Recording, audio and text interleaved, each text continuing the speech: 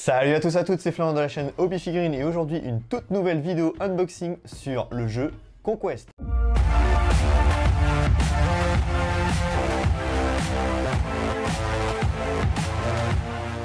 Salutations à toi shipper, donc je te laisse te présenter vite fait et pourquoi Conquest, cette boîte, est ici sur la chaîne Hobby Figurines. Ouais. Alors bonjour à tous, je m'appelle Shipper, je suis là pour vous présenter le jeu Conquest.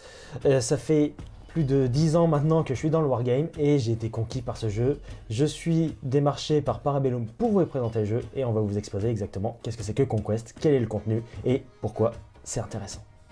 Alors Conquest, déjà, grosse boîte. Donc à l'intérieur, on a quand même suffisamment de contenu général. Que peux-tu nous dire clairement sur l'univers de Conquest? C'est quoi? C'est de la SF, du fantasy? Alors, on est dans du médiéval fantastique et ce que j'aime particulièrement, c'est on est plus dans la dark fantasy. Ça peut se voir par exemple, normalement, vous voyez bien par exemple tout ce qui est abomination, vraiment un petit peu affreux, les brutes, même l'armée en fait de Spears en fait qui est assez dark en fait, assez sombre. Et c'est ça vraiment qui fait l'identité du jeu. D'accord. Ensuite, au niveau de l'univers, on est dans un monde en fait où les différentes factions se battent en fait pour survivre. On a des factions humaines, des factions extraterrestres comme les Spears.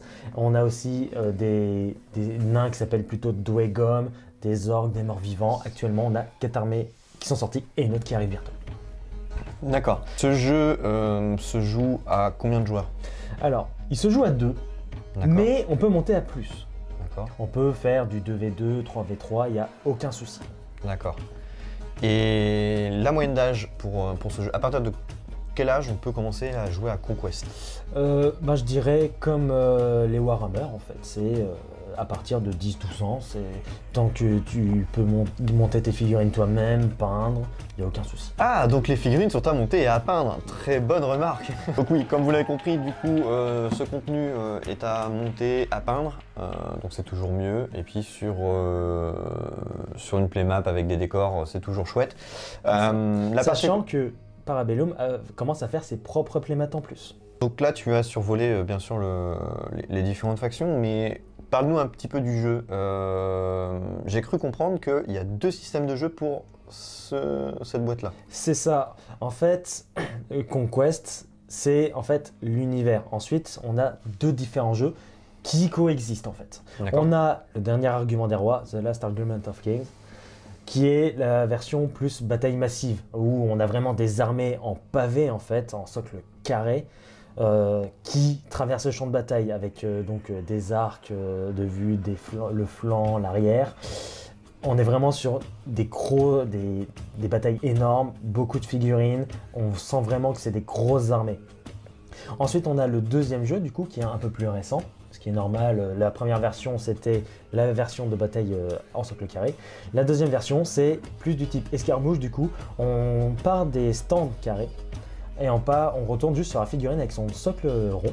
Et du coup ça sera plus petite échelle, les escouades seront moins grosses et on peut jouer comme ça avec les mêmes caractéristiques, les mêmes stats et les mêmes figurines. D'accord, mais est-ce que les parties du coup sont plus rapides?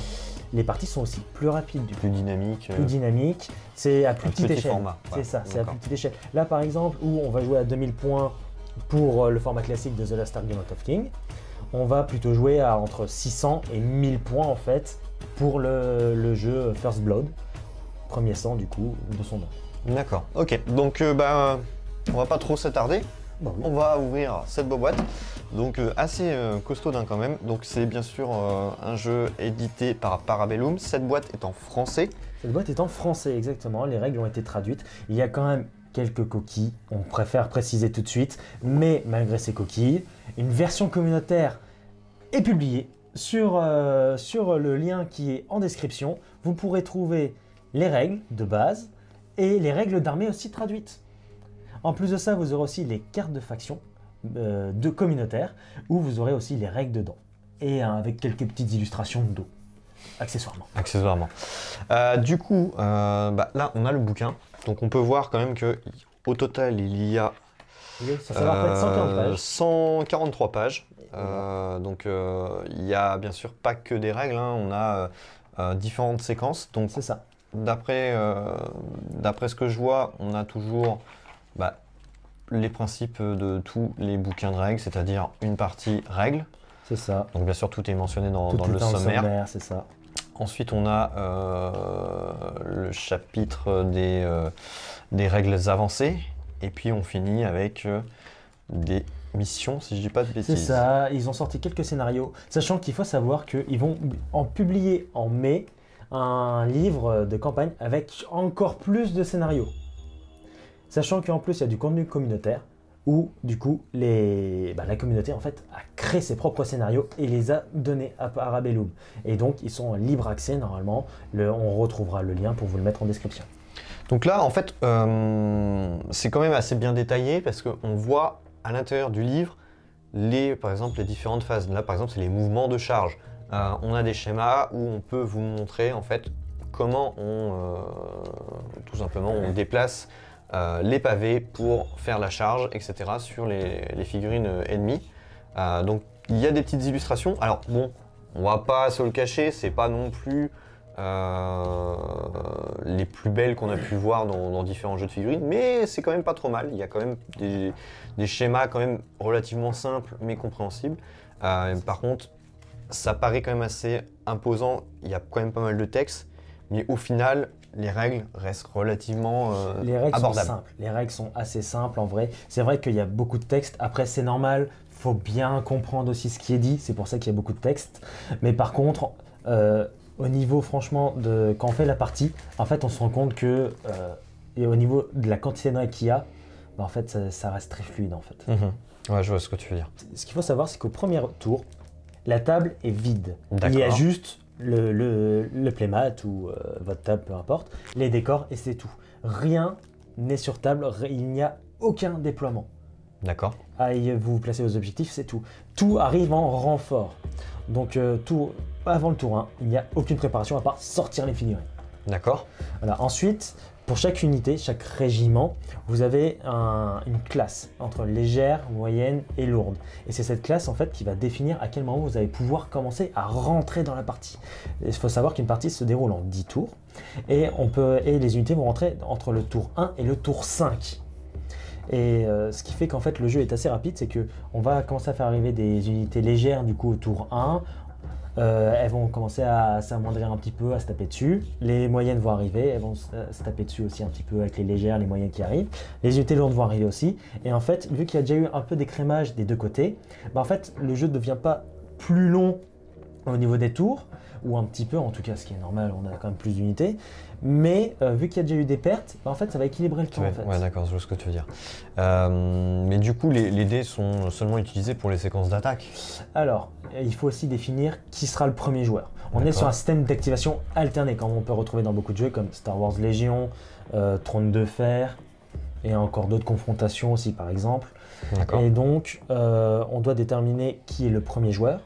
On va avoir les phases de tir aussi, on peut lancer des dés, la phase de corps à corps, la phase de morale, quand on va se défendre. Et voilà. Après, au niveau des jets, c'est assez simple. On a aussi les jets de dés pour les renforts. Premier jet de dés qu'on a au début de chaque tour. Ensuite, on détermine le premier joueur. Ensuite, on va pouvoir lancer des dés pour tirer, si on veut faire une action pour tirer. Si on veut charger, on lance un dé. On additionne le mouvement plus le D6 pour faire la charge. Ensuite, pour taper. Pour les jets de blessure, pour les sauvegardes en fait. Et ensuite, le jet de morale. Donc là, on peut voir que dans cette boîte, il y a des cartes. Alors, les cartes, à quoi ça sert? Voilà. Alors, les cartes, du coup, chaque régiment, chaque personnage a sa carte en fait de commandement. Du coup, par exemple, la première carte, c'est le Ferromancer, le ferromancien, qui du coup, en fait, peut être activé en même temps que le régiment ou à part pour faire une action particulière quand on est dans le jeu de base The Last Argument of Kings. Pour la version First Blood, il s'activera comme unité classique parce qu'il ne sera pas dans un régiment, il sera à part. Alors la particularité du coup de ces cartes là, c'est que par contre elles sont en VO. Oui, c'était un choix de Parabellum en fait de garder le plus de matériel possible commun au cas où justement un français, un anglais, un espagnol se rencontrent, ils aient la même base. D'accord. Après, rien n'empêche d'avoir ces versions traduites. Nous, la communauté française, on a traduit déjà les cartes d'unité. Du coup, on a rajouté les règles, les statistiques dans la carte. On n'a pas mis les illustrations, voilà, c'est vraiment une version communautaire. Par contre, on compte aussi traduire les cartes d'objectifs. C'est prévu. C'est pas à l'heure du jour, on veut d'abord assurer une bonne qualité pour la version communautaire des règles, et je pense que c'est le plus important actuellement. Ouais. Donc on l'a dit, hein, il y a quand même du contenu un peu VO, mais tout est traduit, même le bouquin. Alors, on a parlé tout à l'heure de coquilles, il y a certains endroits où il y a encore des problèmes de traduction, Voilà. mais ça n'empêche pas les gens qui ne souhaitent pas forcément imprimer, ils ont quand même le contenu en VF à l'intérieur, hein. C'est du VF, c'est juste qu'il y a certains endroits où il y a des petits défauts. Donc rien ne vous empêche de mettre un petit post-it aux endroits pour remettre la règle définie que vous pouvez trouver sur les différents forums de Conquest. Hein. Il y a surtout un Discord. Voilà, il y a les liens dans la description, on a tous les outils, vous avez les liens aussi en dessous de cette vidéo. Donc pour ce qui est du contenu, règles, tout est gratuit, mise à jour régulièrement. Donc ça, c'est un des points forts de ce jeu, tout simplement. C'est exactement ça. Là, la version qu'on a là du livre, c'est la V1.2. Actuellement, on est en V1.3. Parabellum étant une boîte assez récente, ils n'ont pas les mêmes infrastructures que Game Workshop, FFG. Ils traduisent comme ils peuvent. Du coup, ils ont traduit en allemand, en polonais, ainsi de suite, et en français. Du coup, ils essayent, mais voilà, ils font comme ils peuvent. Du coup, c'est pour ça qu'on a fait la traduction communautaire.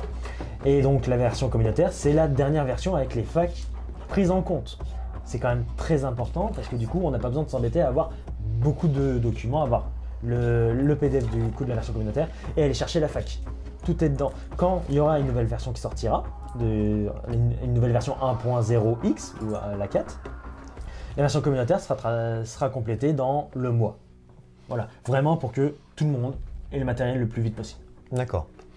Donc là, ce qu'on peut voir, c'est qu'il y a quand même une bonne pile de grappes, donc ce qui justifie en fait l'épaisseur de la boîte. Hein. Donc il y en a 1, 2, 3, 4, 5, 6, 7, 8, 9, 10, 11, 12, 13 grappes si je dis pas de bêtises, si j'arrive à compter. Et plein de petits socles dans des sachets. Donc il y a les socles pavés pour les unités et les socles individuels pour les figurines. C'est ça.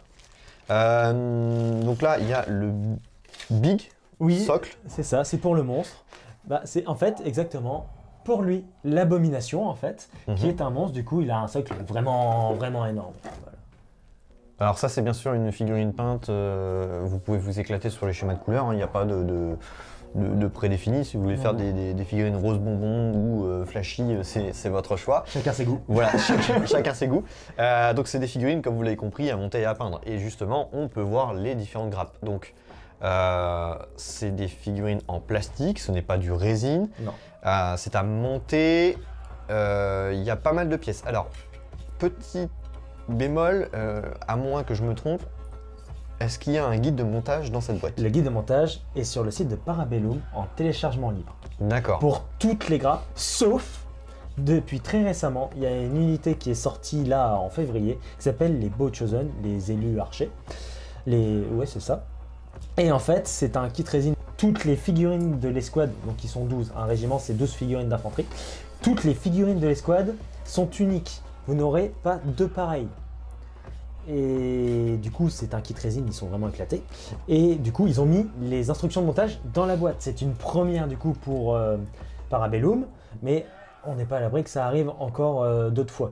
Mais pour l'instant, tous les schémas de montage, en tout cas, sont sur Internet, donc il n'y a pas de souci. L'abomination, c'est vrai que quand on voit la grappe, on peut dire « Ah, mais comment ça se monte ?» En fait, quand on a vu que c'est sur Internet, ça va très vite. Vous allez sur Parabellum, la page assemblage.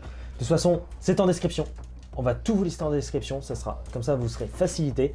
Vous trouverez les schémas de montage pour tous les régiments de toutes les armées.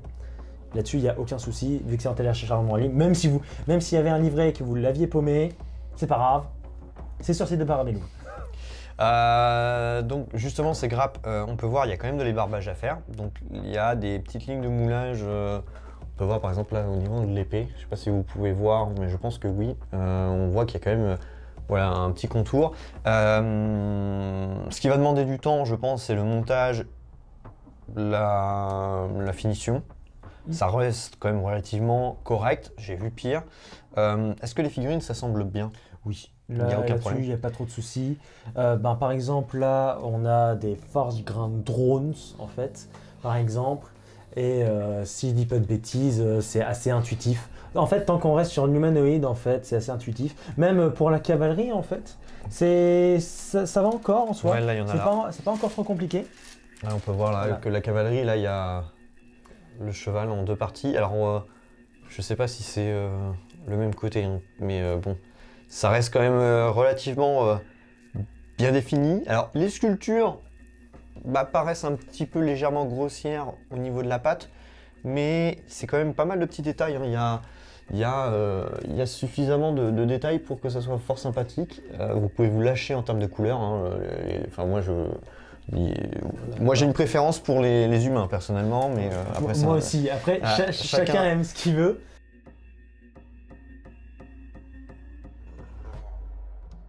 On dirait pas de loin en fait qu'il y ait des détails vraiment quand c'est sur grappe, mais en fait c'est quand on commence à peindre, c'est quelque chose d'assez impressionnant. non, c'est vraiment sympa. Alors il y a des socles texturés de ce que je vois. Alors les tags texturés, ce sont des objectifs du coup Ah d'accord, pour la boîte. d'accord. Du coup, on en a 3 pour chaque faction, du coup, donc 3 pour les humains et les 100 royaumes, et 3 pour les Spears du coup. D'accord. De toute façon, ces figurines-là, je vous conseille de les monter à la super glue. Ça marche avec la colle plastique? Ça marche très bien, Coll Ouais. Games, Coll Army Painter, il n'y a aucun problème. Le plastique est relativement correct, hein. C'est pas du Games, mais c'est meilleur que FFG. Ça, je peux vous le dire qu'en termes de plastique, c'est mieux. Pour les premières gammes, ça équivaut pratiquement presque, je dirais peut-être un poil en dessous en termes de qualité des nouvelles grappes plastiques de Star Wars Legion. Mais en même temps, on rappelle, c'est pas du tout le même éditeur de jeu. Et il se défend très très bien et c'est même meilleur que les premières gammes de Star Wars Legion. Donc pour une première boîte, ça reste correct. Alors, première boîte qui date de 2019. Là, je peux vous dire qu'en à peu près 2 ans, niveau grappe, ça a carrément évolué. Du coup, pour la nouvelle armée Nord, du coup, que je joue, déjà, j'ai comparé la qualité de détail et de grappe, c'est pas du tout la même chose. Même encore 1 an après pour les Nords, c'est juste impressionnant la différence de détail qu'il y a eu. Mhm. Et sachant que là, les bots Chosen, on va vous mettre aussi le lien en description et certainement qu'on mettra aussi une petite photo. Mais c'est la qualité de la figurine, en fait, c'est impressionnant. En 1 an et demi, ils ont quand même fait une évolution de grappe assez importante. Alors du coup, ce que j'ai pu apercevoir, c'est que dans les deux armées, on a du coup de la cavalerie, on a des big monstres. Est-ce qu'il existe par exemple dans ce jeu, bien sûr, je suppose, et je me doute parce que j'ai déjà la réponse, mais donc il y a des extensions, mais est-ce que dans chaque faction on peut avoir différents choix de héros, différents choix d'armes lourdes? Est-ce qu'on a le droit à des engins de siège? Qu'est-ce qu'on peut retrouver dans cet univers? Alors actuellement, les engins de siège, il n'y en a pas. D'accord. On a posé la question par Bellum, ils ne sont pas contre l'idée, mais actuellement ils veulent d'abord faire les figurines de tout ce qui a été prévu, parce que toutes les unités des armées sont présentes dans la règle. C'est pas ce qui est sorti. Ce qui est sorti, les règles sont déjà présentes, mais ce qui n'est pas encore sorti a déjà ses règles. Donc ça c'est déjà pas mal. Donc ça c'est déjà pas mal. Donc on sait déjà qu'est-ce qui va sortir et quelles sont leurs règles. Donc là-dessus c'est déjà pas mal. On sait déjà comment peut se jouer l'armée. Déjà quelque chose d'important. Ensuite oui, il y a des monstres, du coup on a des gros monstres. On a des brutes, on a de la cavalerie, on peut avoir des bêtes de guerre aussi, qui auront plutôt le terme de cavalerie pour faciliter en termes de règles. Par exemple des wargs, du type un peu warg comme ça, Ouais. pour faciliter, mais c'est pas le nom qu'ils ont donné, c'est les Fenrir Beast Pack. Voilà, du coup, parler de warg c'est plus simple actuellement. Mais oui, après, on a l'infanterie monstrueuse, on a vraiment tout. Au niveau des choix d'unités, chaque faction a entre 14 et 20 entrées d'unités. Donc c'est vraiment très bien. Et ensuite, pour chaque faction encore, on a plusieurs choix de héros. Et chose très importante, c'est que chaque héros débloque certains régiments. C'est pas je joue tel héros et je joue n'importe quoi à côté, c'est par exemple, je joue un noble, je vais débloquer les troupes liées au noble. Du coup, c'est garde maisonnée, c'est chevalier, c'est la cavalerie par exemple, est spécifique que au noble. On ne peut l'avoir qu'avec lui. Et c'est en fait, avoir un certain QG, en fait, ça donne une importance à sa liste parce qu'on va orienter notre liste en fait, du coup, avec le personnage et avec les régiments qu'on a accès.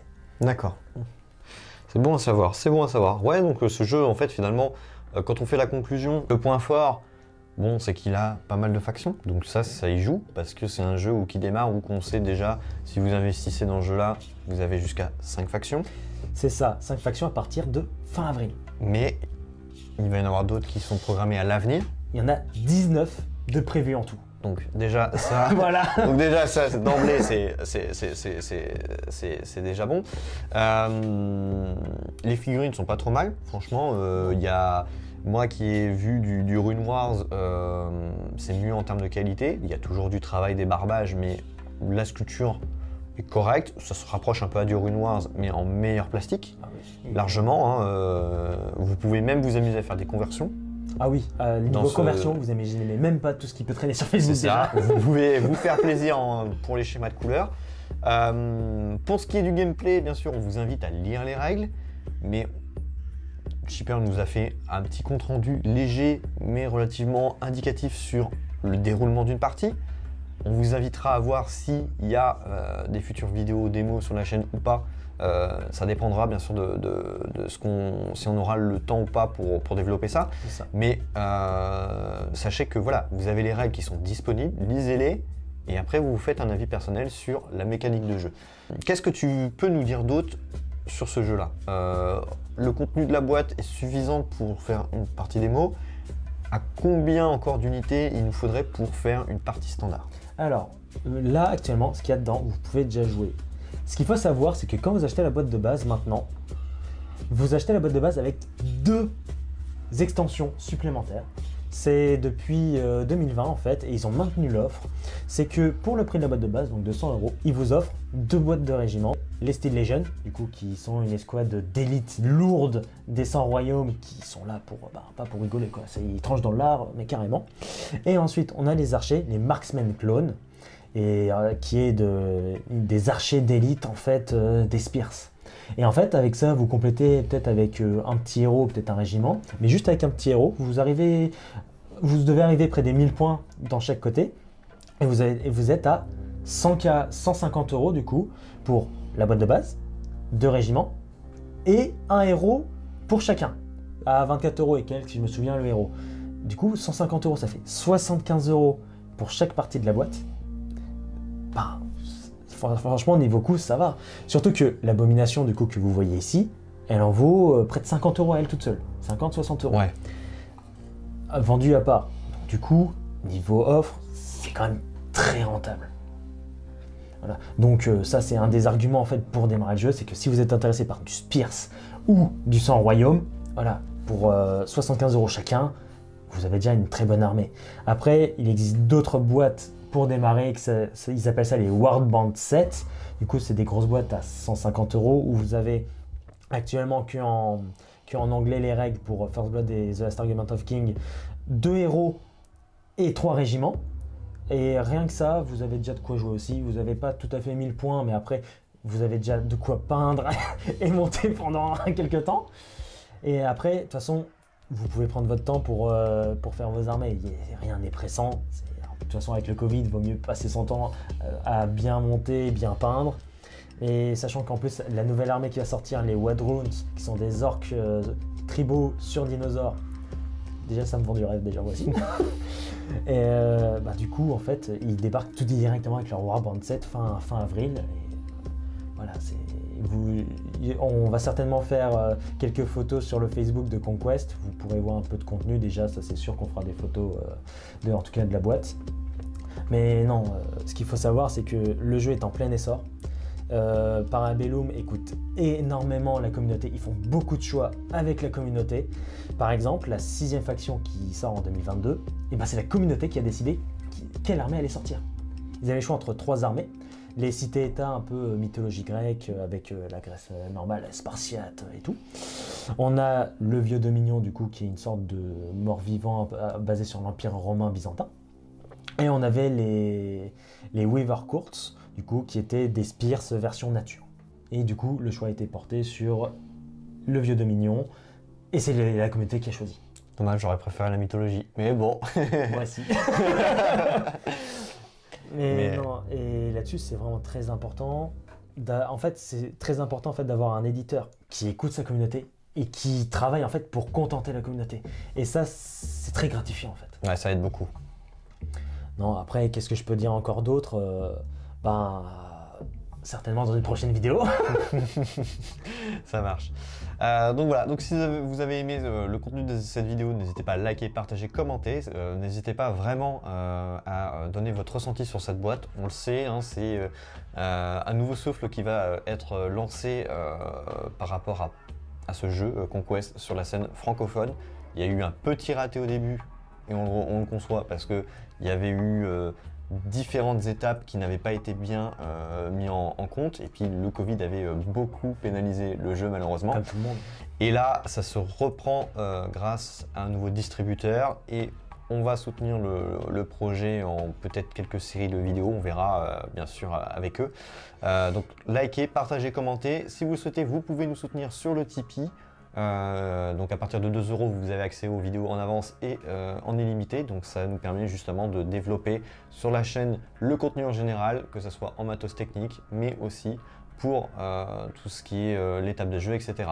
Et puis vous avez le shop Hobby Figurines, donc vous avez l'accès aux différents goodies, bien sûr, donc on a une petite contrepartie qui revient à nous, pour nous aider financièrement sur la chaîne.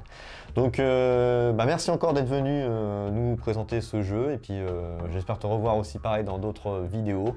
Ouais, et puis j'ai hâte. à très bientôt les amis, bon jeu, bonne peinture et à bientôt.